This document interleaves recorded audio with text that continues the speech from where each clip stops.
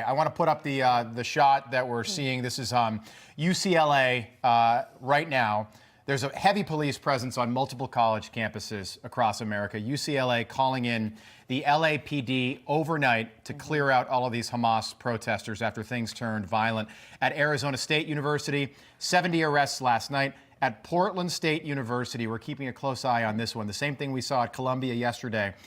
Students have taken over the library there, and they say they will not leave until their demands are met.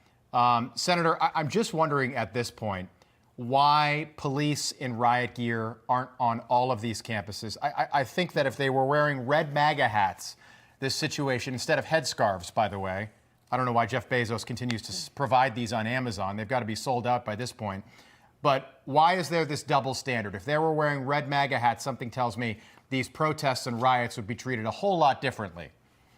Well, it has to do with the people who are in control of these universities, and they are decidedly left, and they have a lot of tolerance for people who agree with them, and they have very little tolerance for people that don't. This is typical of the left. I mean, if you go and look at the communist and socialist governments that have suppressed dissent and continue to do so in places like China and Cuba, Venezuela, and a whole bunch of other places, this should not be anything new. That they promote voices that agree with them, and they suppress voices that don't. And this is just as simple as that. We're dealing with neo-communists, neo-socialists, whatever. Socialism is just the road to communism, and that's what we're dealing with here in America. And by the way, they're dealing with it around the world. And now you're getting a view of what America looks like with the left in control. Yeah, you mentioned the leaders who are not doing anything. UCLA's chancellor had initially banned the LAPD from coming on campus and then let this violence happen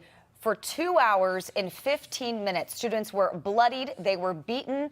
There were weapons involved, and 2 hours and 15 minutes went by before they call in the LAPD to come and try to break all of this up. The #1 trending thing this morning on Twitter: where is Biden? Right. Where is Newsom? Where are the leaders of this country, of that state, Mark?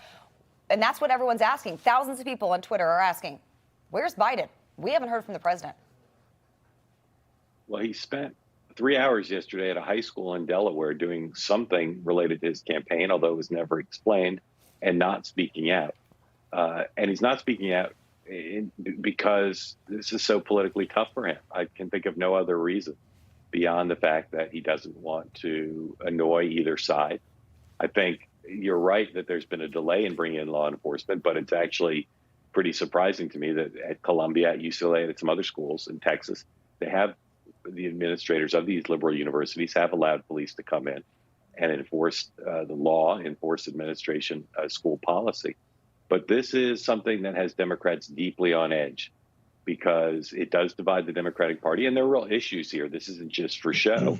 Both sides feel pretty strongly about things. But I got to tell you, I heard conversations yesterday amongst Democratic activists, amongst normal citizens, and amongst Democratic politicians. They are not underestimating the political danger that this poses to Joe Biden. Yeah. And most of the people I talk to would like to see him speak out and act rather than be invisible. Mark, it is a moment to be presidential. You've got something called the Oval Office, all right? The networks will give you time. Do it at 6 o'clock at night so Joe can still, do the best he can. Don't do it at 9 or 10 and worry about the West Coast. Do it at 6 p.m., right when the network news goes on, and do something presidential. Here we are weeks into this. I keep hearing that this is all about Michigan, Senator, and the 16 electoral votes in battleground Michigan. Look, the administration shouldn't care about those 100,000 voters. You want to know why? What are they going to vote for Donald Trump? Because that's their alternative.